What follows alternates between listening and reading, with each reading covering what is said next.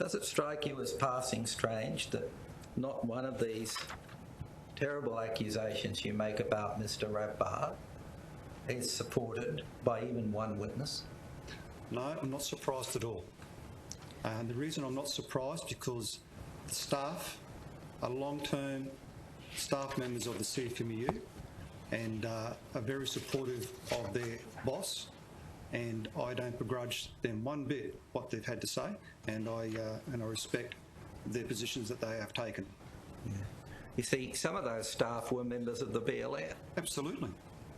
There's one thing people know that Michael does take a hard line and does rule by fear. You know, in Michael's time, I believe he's gone through about 30 organisers in that time. So he has a high turnover because of the way that he manages and the business. And that's the way he does it. So, you know, people do have a concern about their employment going forward, and there's young people there that are pregnant, about to have babies, everything else. So, you know, they've still got to put food on the table. And if you get offside with the union, and it's no different when I was a leader, you get offside in the union, you find it very difficult to get employment thereafter, as I will after this. You cheated on the union though, didn't you? Well, that's your view. What, you don't think that accepting $200,000 worth of free work on your house is contrary to the ethics of being a senior union officer? I have taken nothing from the union in my time. In my time with the union, all accounts and all audits, as everything was all put through the executive and endorsed.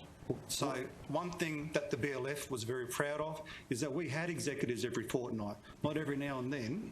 We had them every fortnight, and 70% of that executives was rank and file, and they oversaw the management of the union.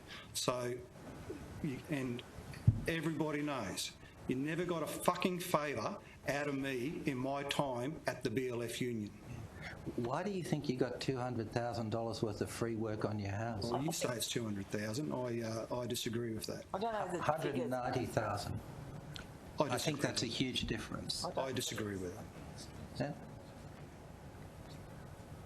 You want to deflect? You know, by all means, throw as much money as you like.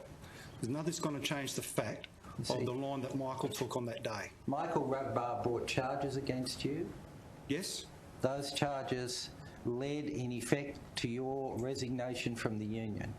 Those charges led to a report, and that report had nothing in there other than to say a censure motion against me.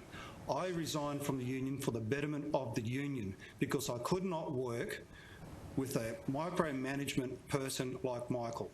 You hold a grudge against him because you've lost your position of authority in the union, and you've determined, as you told Mr. Skumdumbus, that if I'm going to go, so is Michael, and I'll fucking burn the cunt. Isn't that right? That's exactly what I said at that time. And that's what you were trying to do in the witness box this week? No. Thank you. Yes.